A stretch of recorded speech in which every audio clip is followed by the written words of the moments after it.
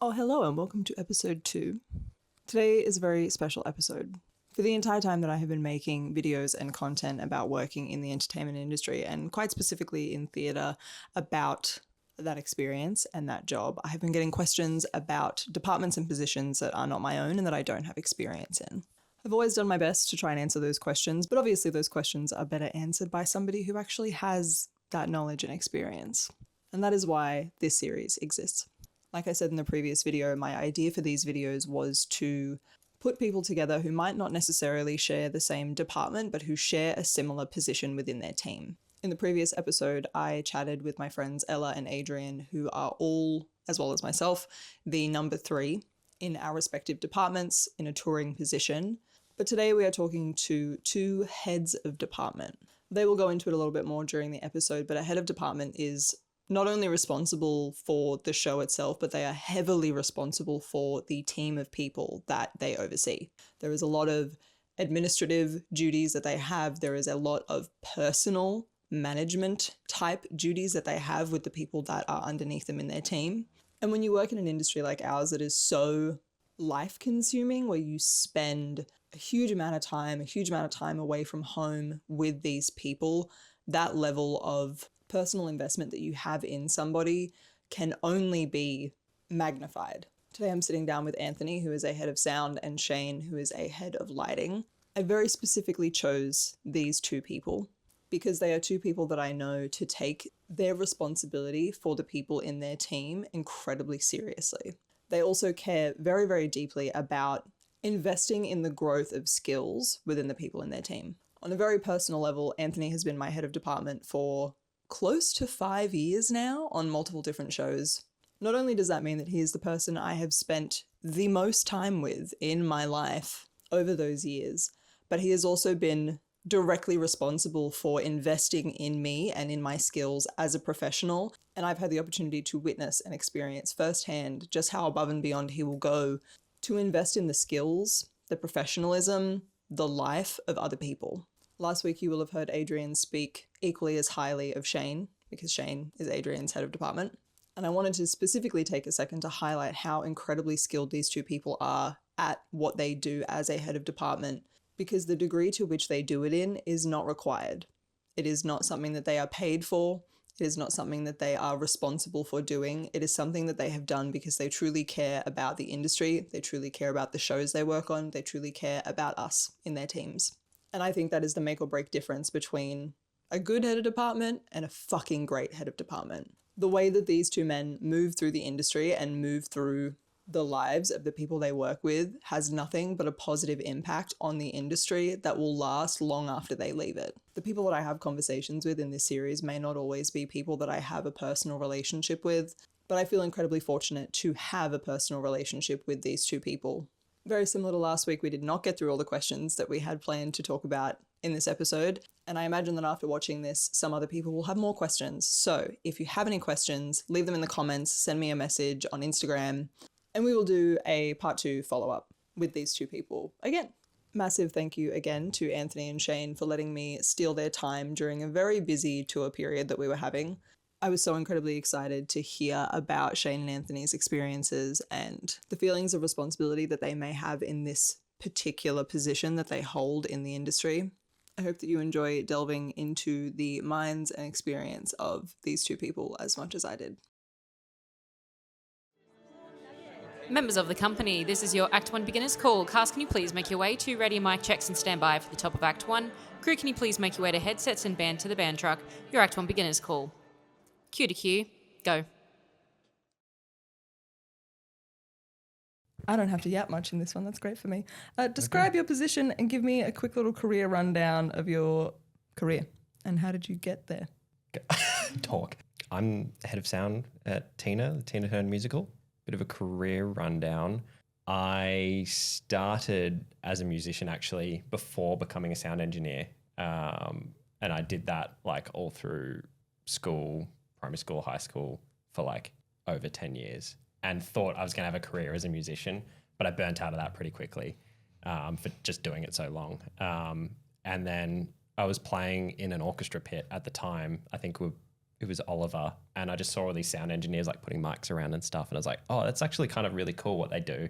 Like they get our sound and put it out to the audience, because otherwise we're in this closed off orchestra pit, no one can hear what the hell we're doing. And I saw that as like an opportunity to kind of get into something else that wasn't music, or I guess playing music, because I was so burnt out and frustrated with it at the time. And so I was like, I might try that, and just did a course through my school.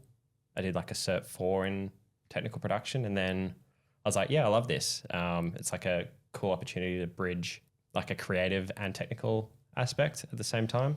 So yeah, I did that Cert 4 course, and then from there I was like, cool, I did it at uni. So I went to VCA and did a course in performance technology, it was called, and continued to love it, and then just started picking up jobs, like applying everywhere. I ended up working a bunch of like venue mech jobs as my first jobs. So like my first gig was at the Athenaeum Theatre. I was just like painting the stage, doing flies, pulling out chairs in the auditorium, like stuff that I didn't really want to be doing, but I was like, okay, cool. At least I'm in a theatre doing something on my way. And then I think, yeah, from there, just like being in the room and having a goal to kind of, you know, do sound, people pick that up and they're like, oh, cool. Like you're interested in sound. Do you want to help the sound department today or whatever? And it's also something you like have to do when you're first starting out. You're like, yeah, I just want to get some time in a theatre and in a role. And if I have to be a department that isn't mine, at least you're there, at least you're doing something. Yeah. And sometimes you just need to do that to like fill in that time when you're first starting as well, between gigs that you get booked for. You know, like sometimes you just need to be like, I've got a month and I need to fill it in. So I'll go do this for a bit. Also, I think when you're first starting, it's to figure out if you even like it. Yeah. Like the amount of people who've started in one department, tried it and been like, I fucking hated that. But they found something else that they did like, because there's no real way to trial our industry until it's by fire. So Yeah, for sure. That's true. I remember I was working like that venue mech job with a mate as well, which was really fun. So like, like it was just like, it was like kind of really boring work, to be fair, but I was with a mate of mine, and so it was fun. Yeah, like we'd just like we'd do a 4-hour call and build a stage apron or whatever, and it would be like just so boring and monotonous, but I was with a friend, so it was fun at the same time. But yeah, and then I guess from there for me, like it was just being in the room with sound engineers who were like, oh, you're interested in sound, why don't you come, you know, do this today? And then all of a sudden I'm doing sound stuff. And then from there I just applied for a bunch of different companies, worked local AV companies in Melbourne. And then when I finished my uni degree, I ended up working for System Sound for a while, doing a lot of theatre shows with them, and then signed on to Evita, which was my first kind of commercial musical theatre production, as deputy head of sound. And then I've kind of just been touring since then. Once you get locked in, you're like, there's no escape. Yeah. On to the next one every time. Yeah, it's like, hey, we've got another one for you as soon as you do the first one. Yeah. I think I might take a break next time. Oh, I got another one? Yep, sure, sign me up. and you're like, shit. Fine. I had kind of the same experiences of like starting off in being in performance and stuff like that. And then, so I went to an arts high school and I was doing performance and I was like, I actually hate this. And we had to do an assignment that was like, you had to be different types of backstage, whether that was like a director or a technical or a dramaturge, like a whole aspect of things. It was to try to teach us in drama class about what other aspects there are instead of just performing. And I got given the lighting role. And then I was like, oh, this is really cool. Like, I really like this. They offered a Cert 2 in production and design at my high school, and we had 2 theatres on site. And so I started talking to the technicians who were working there, and they were like, oh, hey, there's this thing called WAPA, which is the West Australian Academy of Performing Arts. And they were like, you can do this. Like, they have a full course to do with this. Because I was like, I have no idea how to do any of this. You know, I come from a very removed background, nothing to do with the entertainment at all. Yeah, and then I started researching into it. I went to WAPA, How to not electrocute myself. I kind of like... I still Google that. Regularly. Yeah, and I dropped all of my ATAR subjects because I found out you didn't need an ATAR to get into Whopper. Put all of my eggs in one basket, got in, went there for 3 years, and that like really did help. Like it was an incredible experience because it was 3 years of just lighting, nothing else. It was, well, I mean, you did intro courses to other things, but it really helped me from knowing absolutely nothing or the bare minimum that I got taught by the technicians at my school of how to actually put a system together. It was definitely something, I often say that you don't have to go and do education in order to work in a technical field, but having no experience and no connections of how to get in, I think it really helped me. Yeah, and then from there, I kind of finished uni and I was like, well, I don't really know what I want to do, like what kind of lighting I wanted to get into. I was working at Fringe Festival in Perth, and then I'd done a load in at one of the theatres, and I got a message from someone that was on there, and he was like, hey, do you want to come work at His Majesty's in Perth? And then I started working there, and then was there for like 5 years. I went from being like a floor Alex and follow spot. I did a few mech shows as well because there weren't enough positions on the lighting team. So I was a mech for a couple of seasons. And then, I worked there, became the lighting programmer and operator, and then eventually became the head Alex there. And then I moved into musicals. And so my first musical was Mary Poppins. That started... Was Poppins your first musical? Yeah, Poppins was the first commercial musical I did. So I did 5 years of operas and ballets, and then I actually got Poppins because I didn't get another job. So I got approached if I would be interested in taking over as the head Lex on Harry Potter. And so I had an interview for that, and then I didn't end up getting Potter. Instead, I got deputy on Mary Poppins. That's so interesting because I was offered a role on Harry Potter. Oh. And said no because it was going to lock me into a contract for so long. Yeah. And I was just starting out in the career, and I was like, I don't think it's right for me to just lock myself into like a 3-year or something contract. Yeah. And then I got Evita. Yeah, right. Yeah, so that's... Because I think it's quite interesting because when I first got the email, I was like, this is scam. I've been scammed. I was like, this isn't, why would anyone from Potter be approaching me? And then there was obviously like reading the email, I was like, okay, this is legit. Mentioned someone that I knew who was the person who put me forward for the job. So it's like a random trail of like someone that you worked with one time who was like, yeah, they were great. And you're like, well, honestly, it's just like, I mean, that's the whole industry though, is word of mouth. And like, that's why your reputation is kind of like the most important thing, because people need to be able to recommend you. That's how most of my jobs have been gotten, is mostly, I mean, you shouldn't put it on luck, but it is kind of luck, really.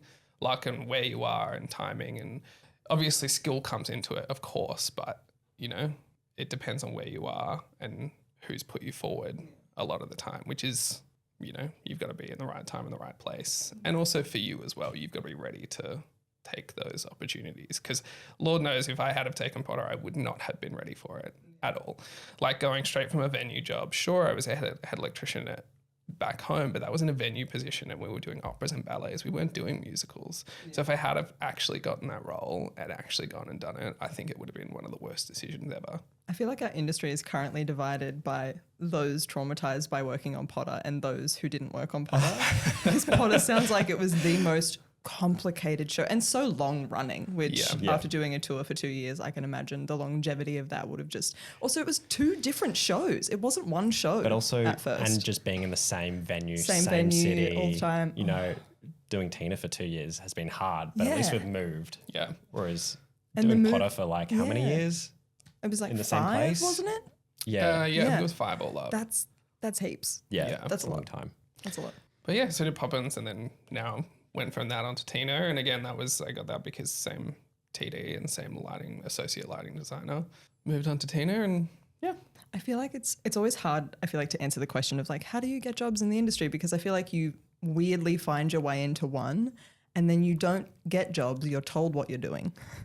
Someone's like, after this ends, I'm putting you onto this. Or like, after this, we're going to need you over here. Yeah. To a degree, especially in music theatre. There's like a turning point of getting your foot in the door. And I think that to get to that point is all about being in the room and just being keen and telling people that you want to do this job. Like, I want to do sound. I want to be in musical theatre. And then eventually at the right time, someone's going to be like, hey, I need someone. Are you available? And then at that turning point, it's like, cool, now you're locked in. If you do a good job, we'll probably ask you for the next one. And it keeps on rolling. Yeah, I mean, I talk about Potter being the reason why, I didn't get a job. I also got into musicals because I also didn't end up going and doing another job. Because pre-COVID, I was meant to move to China to work on the House Dancing Water, which is an aquatic circus show. Obviously, didn't get to do that because COVID happened. I was meant to leave in February. COVID happened in March, but breakouts were happening there in December, January stuff. So it was all of that. And the whole reason why I was then available to do musicals was because I wasn't living in China because the pandemic happened. If the pandemic obviously hadn't happened, a lot of things would be different. But I wouldn't have been living here. I would have been living in China. I would have been going on to something else, and I wouldn't have gone into musicals. I would have gone into commercial circus instead. What a commercial circus. What a wild time. What a wild time. I feel like I had a similar experience with musicals because I was doing the Fringe circuit. I was in Adelaide when COVID hit. I had planned to just do the Fringe circuit for a few years, Edinburgh, Perth, Which is Adelaide. so much fun. Which I really still want to do, and I will find time to do it. But because of COVID and everything that happened, that all obviously fell apart. And then I was just freelancing in Sydney while gigs were climbing out of their grave, and got a random call from System Sound and from JPJ separately around the same time asking me to come in for work. And I was like, how the hell? And I had to ask someone at some point, how did you even, I didn't apply. How did you even get my contact? And it had been someone on a bump out somewhere was working with a local, and they'd said that they needed a new mic tech swing in some show. And they went, oh, I know Monique. She lives in Sydney. She was great. And they went, okay. And I was like, yeah, this came from the most random places. Yeah. And I didn't expect it. I didn't plan to be in theatre. So Fringe is so fun. I love it. That's what I used to do Fringe when I was at uni, and I used to do it a bit. I used to, take time off from my theatre job and go and do Fringe once a year because it was there for 6 weeks or something. The best time. It's I chaos. never did Gruff. Adelaide or Edinburgh or anything. I only ever did Perth Fringe, but I was this is too fun. Yeah. This would not be sustainable if I did this all year round. Absolutely not. The best time I ever. think doing Fringe prepared me to do a Hosh. Oh, yeah. So I was like, this is chaos for 5 weeks. And then I'm good. Here's your $5 budget to do something crazy. Literally. Less than that. Favorite show you've worked on and why? Well, I just mentioned before about House Dancing Water. That's the most interesting show. So I actually got that job because I did an internship to finish my degree. So when I was at uni in my third year, you do an internship to finish it. I did mine just after I finished. I went to the House Dancing Water for 4 or 5 weeks. Didn't work on it because I was there for free. But that was the most interesting thing I've ever done in terms of work. I've never seen something on that scale before. It is huge, so much money put into it, and just so different to everything I've ever done in my life. Just a spectacle. It is. It's a What huge is this? it's a spectacle show. It's a 8-story building with 3 or 4 basements. The largest, I think the second largest pool in the world. I think the only place that has a larger Makes me pool is terrified. NASA. That makes me so scared. Yeah, and it's it's insane. It's just the most insane thing I've ever experienced in my life. And the fact that I've seen that show 40, 50 times, Jesus. which is not maybe 30 or 40 because we had a week where the pool was actually empty, which was an incredible thing to see as well. But compared to people who have actually worked there for long periods of time, it's that's such a small amount of times to see the show. But the fact that I can say that I've seen it that many times and seen it from so many different ways, from scuba diving point of view, from staging point of view, from flying, from follow spotting, from LX operating, from SFX operating. It's just an insane show. That's my favorite thing I've ever gone and done. And it would have been really great to actually go and work on it and do the 2-year contract that I was meant to do. But it meant I got to do other things instead. So Mine's not as exciting as that. There was no scuba diving. No, there's no scuba diving, no pyrotechnics. For me, I've got 2 favorites in my head. And I think number 1 was this show that I worked on in London called Only Fools and Horses, which was a British comedy TV series that was turned into a musical. and the cast were just all comedians, and it was hilarious. The audiences were wild. Just, it was so funny and such a good vibe to be a part of. Like, possibly the favorite company I've ever worked for. It was just a great space to step into every single day as a job. And then the second one would absolutely have to be Phantom of the Opera from a sound perspective. And team. Being able to mix like world-class opera singers and have a full orchestra, which I think They don't really 20 do anymore. They don't Nowhere do, in the world really has the full orchestra, right? They've cut the orchestra back now. So we were really lucky in Australia to have the full, I think we had 27 piece off the top of my head orchestra. It just sounded so good, and it was really like special show to mix every night. At the Opera House. At the Opera Really House, casual, yeah. State Theatre, you know, like it was great.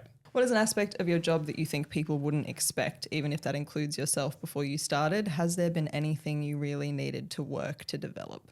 Yes. I think I'd be concerned if the answer was no. Yeah. Yeah. I think everyone... Like, it's exactly what I thought I'd be, and I was fucking great Yeah. from the jump. I think everyone I was born expects for this. Yeah, when you get into these roles that you're just gonna, you know, learn everything about sound or everything about lighting and just be really good at that, and then that ticks the box for the job.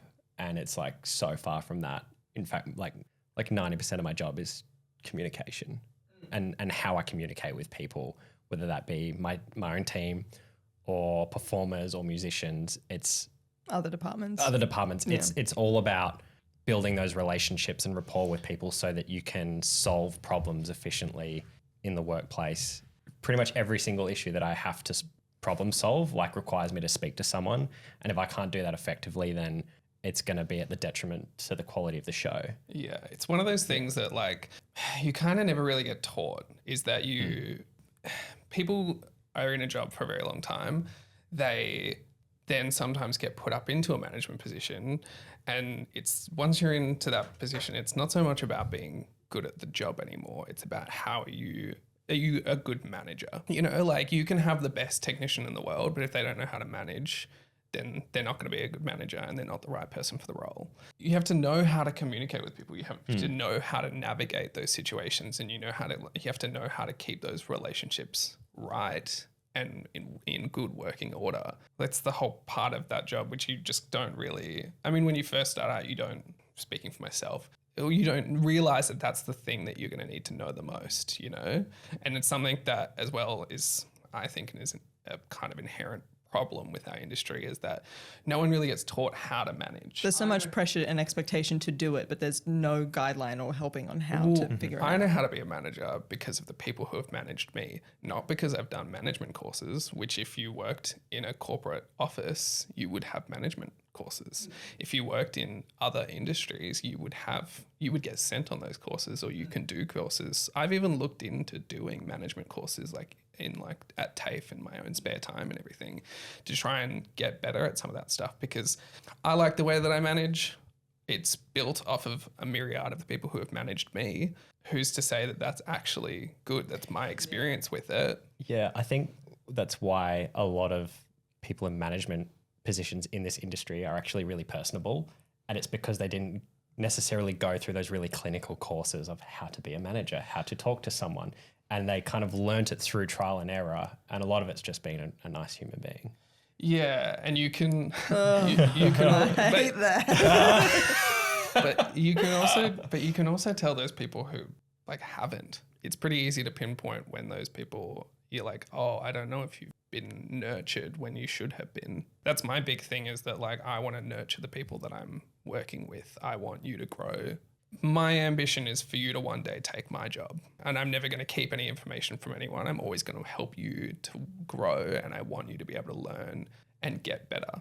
I hate the notion of, some people, it doesn't really happen that much anymore, but knowledge is power, where people don't pass on knowledge and they keep it so that it kind of guarantees them a job. I just don't see the point in it. Or the benefit. There's a point where we're all not going to be able to do our job, and then you've disserviced your industry by making sure it's filled with people who don't have the confidence or the skill set to carry on what you've done. You should be able to keep your job because you're good at your job, and people like not because no working one with else you. can do it. Yeah, exactly.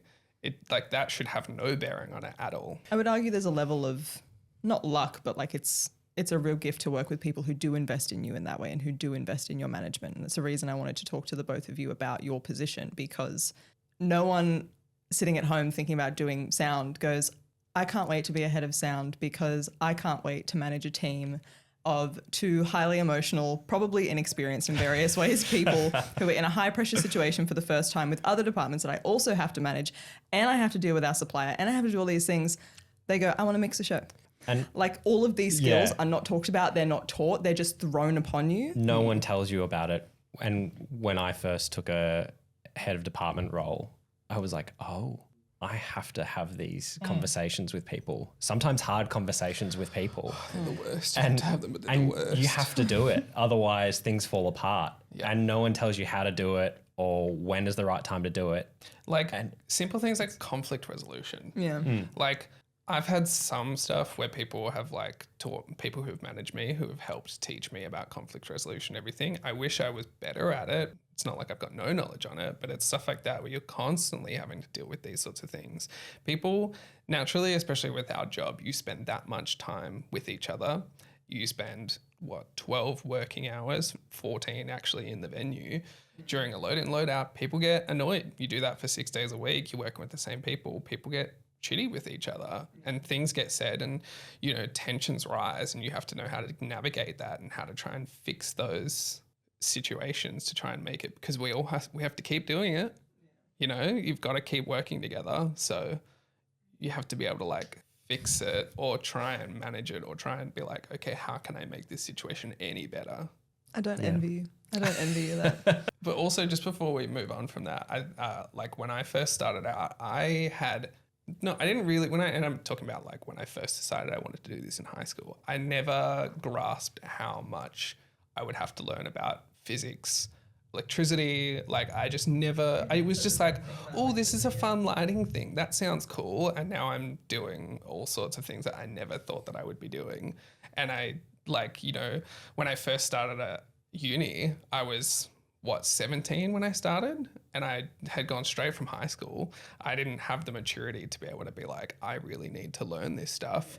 I fucked around a lot. I had a lot of fun at uni, but I fucked around a lot and I didn't pay attention to a lot of stuff, and I paid for that later. Once I left uni, I had to spend a lot of my own time.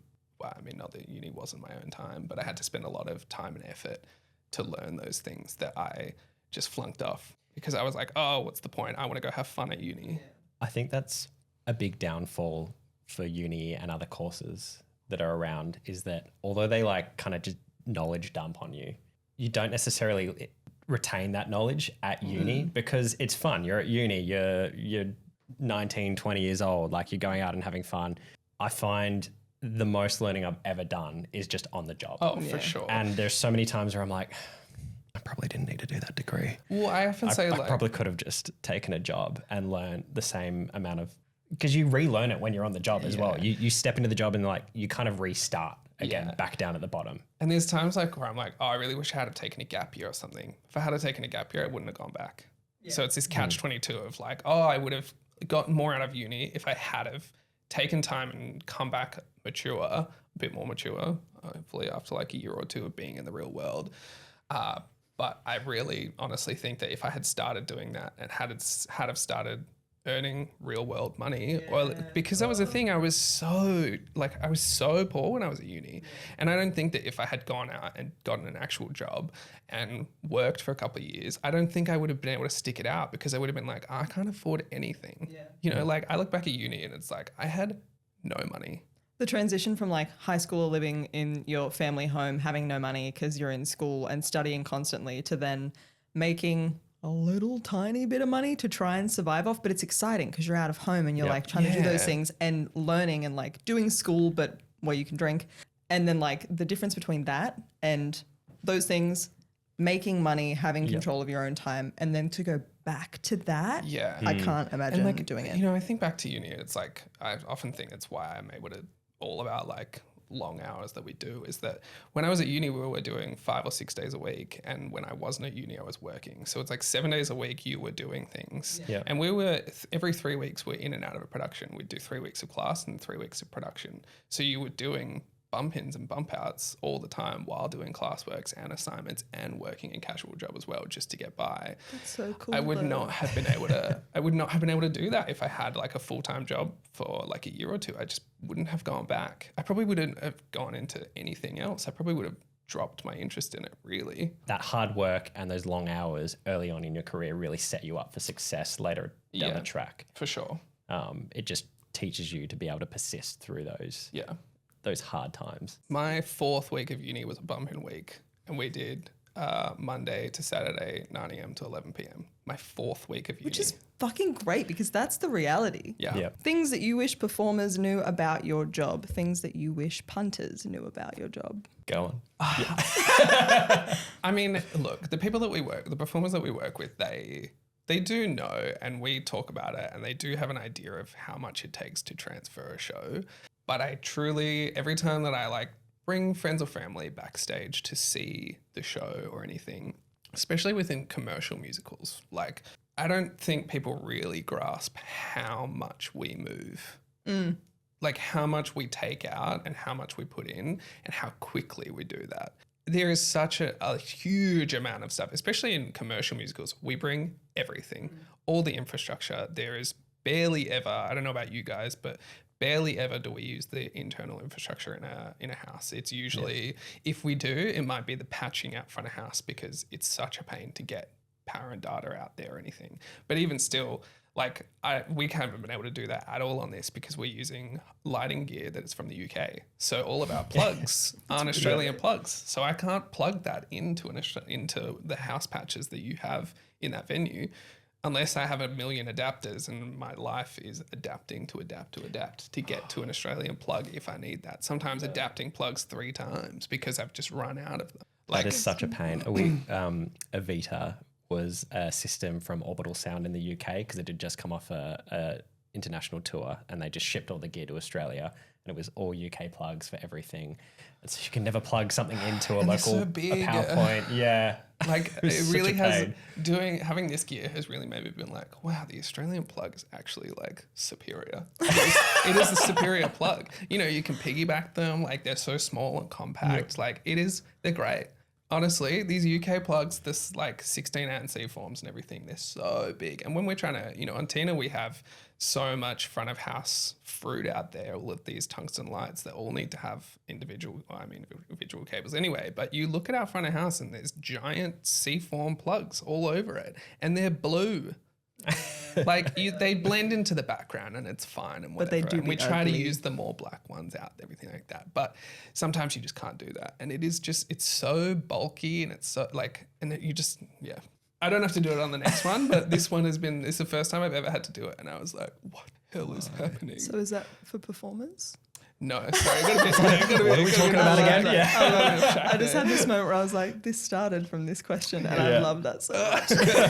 But I think it's just more so like, how do you, like, I just want you to know how much it actually takes. Like my aunt and uncle came and saw the show the other day, and she told me, I took them for a backstage tour, and she told me afterwards that she was looking at the front of house lights, and she was like, oh, that's what Shane does. Oh, I wonder who had to get the lights up there. And I was like, Me. It was us. And quite literally, I was like, you. Our team had to get them up there. It was us that did them. We don't have another crew that comes in to put them.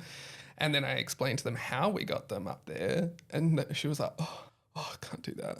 So it's just trying to explain that, because a lot of people just don't understand that. That's what I wish that people would kind of see.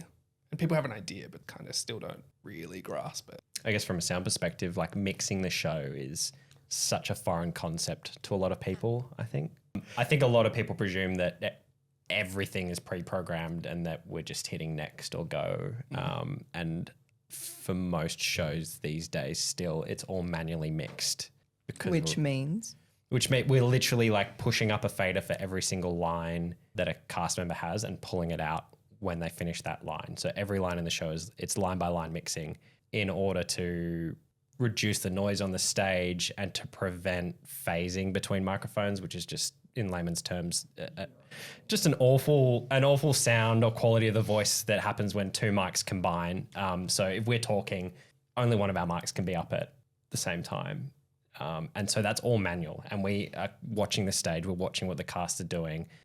in order to make that happen, because timing changes and we're mixing a live show that has different elements that might be slightly different each night. So the mix for the most part is a very complicated aspect, which I don't think most performers don't quite grasp that concept. Which I don't think is helpful. I think it would actually, if they had that understanding and knowledge, I think it would allow sound and performers to work better together. Absolutely. And the conversations that I have with performers, a lot of the time they're like, oh, wow, like I had no idea that's what you do. And they're like, so if I say a line different timing tonight, that might really screw you up. And I'm like, yeah. Like if we're not paying attention to exactly what you're doing like 100% of the time and you do something different, then we're probably going to clip or drop a line. Yeah. Like while you're also trying to manage the entire band and every other person on stage. Yeah, absolutely. And, you know, a lot of the band mix is set up, you know, scene by scene. So each song has its own balance that we set up, but things change. We get depth musicians in, we have to adjust to that. So it's quite a complex thing that we do night by night. Keep the show sounding consistent while also mixing the cast line by line. I always think it's crazy whenever I like think about you guys mixing, because like ours are all pre-programmed, you know, like we press a go button and not a lot, you know, some things change sometimes. You have to act on the fly, like show stops and all of that. But you guys, the whole show are doing it. Yeah. On your own is like, whoa, that is a lot. It's just such a foreign concept for us at the moment. Yeah. Ella said last night watching you mix, she was like, he never gets a break. There's like at the start of Hire, I have like 20 seconds to have a little water break while the band's playing and then like put it down and like straight back in. It's just like a big game of focus and keeping your attention for like 2.5 hours. Like, Tina's a very long show, so it's so long. It's very, so long. It's very taxing doing that. A good show. But it's huge. It's huge. It's complicated for everyone. Yeah. Every department, technically, it's complicated. I always say like the first time I saw, because, you know, I joined Tina late, about 6 months into the Sydney season. The first time I saw the show, and I'm not a fan of jukebox musicals. The first time I saw it, I was like, oh, Well, I kind of wasn't expecting like Tina Turner the musical to go off that hard, Yeah. but it Yeah. does. It does. And like the biggest compliment I've had from like people who have come and seen the show who are in technical fields, and they go, "This was the first show in years that I've just been watching the show, and I haven't actually they were so captivated by the show they weren't trying to think about how stuff worked, because the show is good. Like I think we get desensitized to it because we're there every day." We definitely get desensitized to it, but it is actually a pretty good show for what, you know, you don't really expect jukeboxes to be good. Well, I mean, that's more of an opinion personally, but yeah. Yeah, I wouldn't even really call it a jukebox musical. Like, yes, it's about Tina's life and it's all of her songs, but the story is so dense. Yeah, I mean, it's a I guess a jukebox biopic. By definition, it is. But I think the gripe that yes. people have with the jukebox is that you're meant to be in this like story and be convinced about this world, and then they play a top 40 banger, and you're like, well, now I'm taken out of it. Whereas Tina's music is so integrally part of her life that it is part of the story. Yes. Yeah. And I feel like that helps. Absolutely. And I think just because the scenes are so dense, it doesn't feel like you're stepping into like song and then we're back into scene song and we're saying it feels more like a through line. Yeah. And it really holds your attention the whole time. Did you enter the industry with the intention of climbing to the rank you're at now, or did it just happen through years of working and experience? I really wanted to mix when I kind of left playing and performing, because I saw that as like a great way to combine the Spaceship creative piano. side. Yeah. Spaceship. Yeah. So I always had that in the back of my head, like, oh, I really want to do that. And I saw some like random bootleg video of someone mixing a musical on YouTube way back in the day. And I was like, I want to do that. That looks really cool. And so that was always in my head of where I wanted to be. But then in terms of getting there, no one really knows how to get into these roles. No one says, hey, here's a perfectly laid out career path for you. Just go do these things and you'll get that gig. And for a long time, it was like people had to leave in order for you to get into it. So yeah, I found that for me, a lot of the time it was just being in the room and working hard in the industry. And a lot of the time opportunities kind of popped up. It wasn't so much me being like, hey, I want that job, I'm going to apply for it, because it doesn't really happen like that in this industry. You know, a lot of the time, like especially a head of department role, it's rarely advertised. It's a lot of the time it's word of mouth, or it's a designer reaching out directly to you who's got your CV from someone that you know. And there's not really a way for you to for somewhere for you to look or to advertise those jobs. Like Showloop used to be a thing, which that was a really good resource where people used to, you used to be able to go on there and find a bunch of shows and everything, but that's not really up online anymore. It's kind of been taken off just due to circumstances of the people that run it. They don't have the time anymore, but that was like a really useful tool for a couple of years. But even still, I don't think I ever really used it because I had a job the whole time. But that was one of the best ways to be able to find those jobs and for people to advertise those jobs as well. And for TDs to kind of diversify their pool of people. It's, I think, the nature of how jobs get put together in our industry is so different to others as well, because other jobs, a position is open, you apply for the position. If you're correct for the position, you will be hired. People like Cam or Pops are sitting down and thinking about this entire show and every department they need to fill on it, who is in what show currently, when that's going to end, who they can move across, who they can move up because they've seen progress in that area or they know that they need them in that and they can upskill them. A local they've seen that they really like, that they want to take on tour. Like, they're not just thinking about our one position, they're thinking about the construction of a complete company for a new show. Well, if you build, if the crew that you built from that start doesn't work and doesn't gel, it will just, you have a constant high turnover the whole time. You'll constantly be having to fill them. Like, you need to have people that like working with each other, can work well with each other, can be professional, are good at their jobs, and also have a nice mix of experience and inexperience so that people can learn and grow. Otherwise, it's all just going to fall apart, and we've seen it happen before. When I first went to uni, I had no idea what I wanted to do. I just wanted to learn about lighting. Once I was at uni, I was like, I want to tour musicals. Once I sort of realized that that was a thing that could be done, I started making friends with people who used to work at Crown, where all the commercial shows go to in Perth. I then realized that I was like, that's what I want to do. I didn't know what I wanted to do on it, but I was like, I want to tour musicals. That's what I wanted. Unfortunately, living in Perth and also pre-COVID felt like this unfathomable, unreachable thing that I was just never going to be able to get to do as long as I lived in Perth. And that's one of the really fortunate things that came out of the pandemic, is that people started looking to Perth for those things. And I was able to get offered something which I thought was never going to happen. You know, I was kind of at the point in my career where I was a bit fed up, wanted to leave. I was going to go back to uni and study something else and completely leave the industry behind.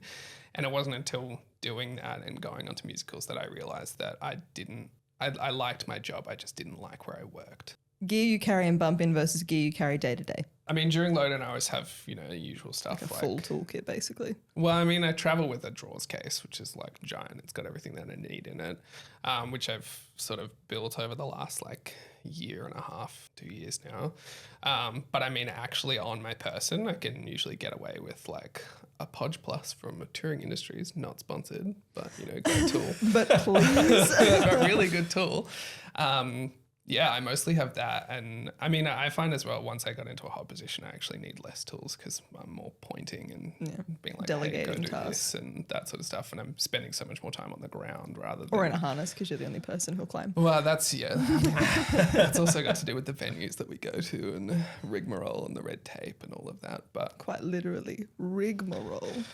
Man, that was good. But also the thing that that's probably the thing that I miss most is doing the climbing. When I moved into a management role, I was like, I want to climb. So when I do, I'm secretly loving it, but also hating it because it's hot and I'm tired and I'm sometimes behind and I'm like, I shouldn't be up here, but I'm having fun. Yeah.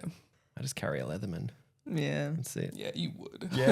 and then if I really need a tool, I'll go to you. Yeah. True. Steal it from your tool case. No, I just carry a Leatherman and a Sharpie. And day to day, Pretty you just much. carry a water bottle. Yeah. Yeah, I mean, much. I don't really need anything day to day. I do, I'm constantly got my soldering iron out, really. Yeah. Because I'm having to, fix random bits, especially on this show. I've got a lot of LED tape and stuff just breaks and degrades, and so I'm having to resolder stuff quite often, but I love it. much day to day. What tickets and accreditation should I get if I'm looking to get into this industry? EWP, yellow card. It's pretty much. Well, you Yeah. kind of need that, right? Yeah. I mean, or your yeah. white card you need. Yeah, I found. the white card is your... Do you have that? I think I had it at one point, but I mean, once you have it I've once... never been asked Yeah. for my white card. Once you have it I've once, never been you have asked it to see my forever. degree. Oh, No one yeah. asks for that No. shit. Once, and it Oh, was for really? House Dancing Water. Ah, Yeah. fair. But I got the job before I had to They just needed it for HR reasons. right. Yeah, but that's the only time I've ever had to produce it. So money well spent. Yeah. White card, yellow card, which is your EWP. It's very good to have your working. So you're working at heights, which you have to like go and get. That's like your harness work, fall arrest, work positioning sort of stuff. I mean, a lot of people don't have it. You should have it. I didn't have it for quite a long time, and I was doing it. I was climbing around and everything. But once I went and did the course, I was like, oh, I've been doing a lot of things wrong, and a lot of things like that I thought were safe that weren't safe. Yeah. And now, like, it's important for me to have it now because I can then, when people are climbing under my management, supervision, I can, be like, hey, that's actually not how you should be doing that. Remember that you're 10, 15, 20 meters up in the air, Like if you fall, you're going to seriously injure yourself or even worse. So those sorts of things. I mean, if you're working in a venue, sometimes you can get the venue to pay for those things, which is good. They don't cost that much anyway. But I mean, yeah, your basic things is that I can't really think of. I mean, some people get rigging tickets, but not super necessary unless you want to go into rigging full time. And there's normally riggers on site. If you want, you could. Yeah. You could do that. They make all right money from what I've heard. If you don't want to keep all your teeth. And who needs That's them? just a funny You know what I mean? Who funny needs them? joke. The one I think we've had to keep up with the most being on a tour actually is you're working with children's check. Yeah. I've never had to do that for Really? a show. Oh, you don't really have a cast facing job. Yeah, really. I've had to But do like, it for other stuff back home, but they never asked it. But then I found out that like Adrian and Rachel had to get theirs for this show for Tina, weird. but I never had to do it. I had to do it in every single city, which makes sense. I do deal directly with the children, but yeah. Something that's helpful, which I think is a thing in WA, but I don't think it's a thing elsewhere because I've said it to someone and they're like, oh, what is that? Was a plugs and sockets course, which literally just teaches you how to wire plugs That sounds sick. low voltage. So low voltage is 240 volts and under. So I learned how to wire 3-phase. I learned how to wire motor controllers. I learned how to wire like just basic Australian 240 plugs, stuff like that. And it's you in WA, you need to have that in order to wire portable appliances. Like I can't legally wire permanent install things, but I can wire portable appliances. So like anything that's not in a wall permanently. Although I don't think that that's a thing outside of WA because I mentioned it and they're like, oh, what are you talking about? But it meant like it taught me how to do a lot of that sort of stuff and know how to do it safely. And like, I thought that was a really good thing, but it's not really something you have to do. So last couple, something that you're trying to get better at in your role and what is the next skill you want to learn? I'm trying to get better at letting people do the task. Because a lot of the time, like, I know that I can do it and I know that I can do it fast and all of that, but it's not about me knowing how to do it. It's about you knowing. Yeah. And so letting people do that and make a mistake and learn from it and not tell them that they're about to make a mistake. Let them make the mistake and then learn from it.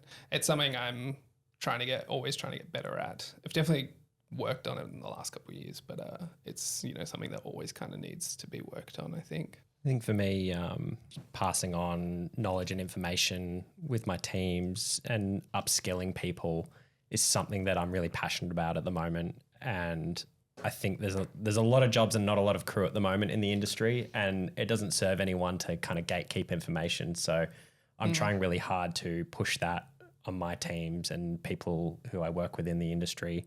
And then also just being kind, but not necessarily nice to everyone. Sometimes you need to be able to say no in a kind way to people. And so I'm working hard on doing that to better serve myself in the industry and create a better product at the end of the day, come out with a better result for everybody by saying no sometimes. Not at the sacrifice of your own mental health. Yeah. Next skill you want to learn? I mean, I look at like career progression, like where do I want to go from here? I've stepped up pretty quickly from a deputy to a HOD, so I feel like I want to be a HOD a bit more time now. But, the next thing I would probably want to do is getting into production Alexing and how do I want to build a system from the ground up? That sort of stuff I've never really had to do before. So that's something I want to get a bit more knowledge on, and that just takes time and working with other production electricians to find out how to build a system and how other people like to build their systems, working with lots of different production electricians, seeing how like what works best for you versus someone else or for the show. Or it's probably something I want to learn more. For me, I feel like I need to relearn Vectorworks because I don't own a license and it's so expensive. It's uni, and I'm like, every time I look at it, I remember, the more I progress in my career, the more I realize that I need it and I need to know how to use it. And I can remember learning it at uni, but unless you're using it every day, every week, you forget it so quickly. Yeah. And so it costs a fortune. I know. Last two, ones that I didn't actually send you. What has been your favourite moment and memory on this current tour? We've been on tour again for the last 2 years for Tina, the Tina Turner Musical. And what is a moment that you've felt proud of it? Opening night in Sydney was such a good show. Like, I don't think we've topped the Sydney opening night show for Tina. It was incredible. Like, everyone in the cast was running at like 1,000,000%. The band were on fire. And it was just probably one of the best mixes I've ever done. And I remember finishing that show thinking like, yeah, I think we all nailed that one. And like the team backstage, nothing went wrong. It was just crisp and it just was like, I think that's probably the proudest moment I have on tour. My favorite moment was, I guess, like my favorite times have been like the team that we had in Sydney. Like when I got there, they really embraced me coming in. It was the first time I'd ever gone onto something that I hadn't been there from the start. And I had to learn so much when everyone else knew it. Which I imagine was difficult, especially as someone who like didn't know but was also technically in a position of authority. But I also came straight from another show. You know, I had 6 days off before I started on Tina, and I was like learning, and it was all completely different. I had to learn everything, and like the team, both touring and local, it's been one of the best teams I've ever worked with. I think like I really liked that team, and they just really embraced me and gave me the space that I needed to be able to learn the show. And like, this is a bit sappy, but like my proudest moment is seeing the difference in Rachel and Adrian from when they started to now. You know, I've spent just over a year with them now, and seeing the change from then to now has been great. I won't top that. No. You don't have a favourite memory? No. Oh, look, I think some of the favourite memories are actually probably outside of the show when we're on tour. Yeah. Because you build a bit of like a time. tour family, and like, you know, we all went to the Gold Coast and Yeah. It's kind of like forced friendship. Yeah. yeah, And you're like- and trauma bonding. Yeah. Well, this is maybe not trauma, not in this one. But this is what I was talking to Adrian and Ella about, of like you're forced into this situation by circumstance with people that aren't your people, and it's very rare to find people that you actually really gel with, that you're like, you're not just like a work friend, you're a real life friend. Yeah. And I think on this tour we've gotten really lucky. There are like a handful of people on this show that I'm like, no, you're a real life friend. Like if we weren't forced together in this circumstance, I would still think you're the greatest and I'd want to be your friend. Yeah. And we've gotten to do that and travel the entire country together, which is really fucking cool. Yeah, I think it's one of like the kind of like with touring, it's like you live in every city, and like so you make friends with people in specifically those cities, but also you're friends with the people on the tour, and you're just like you kind of have to spend time with people because you're like, well, otherwise I'm just doing nothing. And then you're like, actually, you're pretty sick. I like you. And then you just like have a great time. And then it's a bit weird because then once you move and you go on to a different show, you live in different states, and can be a bit hard to keep in touch with people, but you have to work at that. But like, yeah, I think that's always fun, like the relationships you get out of it. I mean, especially when you're doing shows like this, you know, I was on Poppins for 1.5 years, this for 1.5 years. The next show's like 2 years, you know? So you spend a lot of time with these people. Like, Yeah. you develop a friendship or you develop a relationship, kind of whether you like it or not. And usually it's for the better. If you're lucky and you get people you like. I always joke that I've spent more time with Anthony in the last 3 years than I have with literally any other person in my life. Between Phantom, Tina, and our next show, It's chaos. I will have spent more time with you between 25 and 30 than literally any other person in my life. Yeah. So thanks a for not joy. sucking. Yeah, it's those moments when you take off your work hat and you're with your colleagues, but you don't call them your colleagues anymore. Like, oh, you you're call real them people. you're just Cool. you're just a mate. You're my friends, and you hang out with them. Well, and and I mean, I think you it's make those also, great I memories. think it's also a product of how much time we spend with each other, because we do spend, you know, some load in, load outs, 76 hours a week, you know, like most of my bestest, closest friends in the world from all walks of like everywhere around the country are all people that I work with. And maybe, you know, we should try and diversify that a bit. But like we spend so much time with them that they end up becoming very close friends. You know, people who I'm like, I go back home and I'm like, I want to spend all my time with you. And we haven't worked together for years now, but like it started off on that basis. They're the best. Let's keep going. Another hour.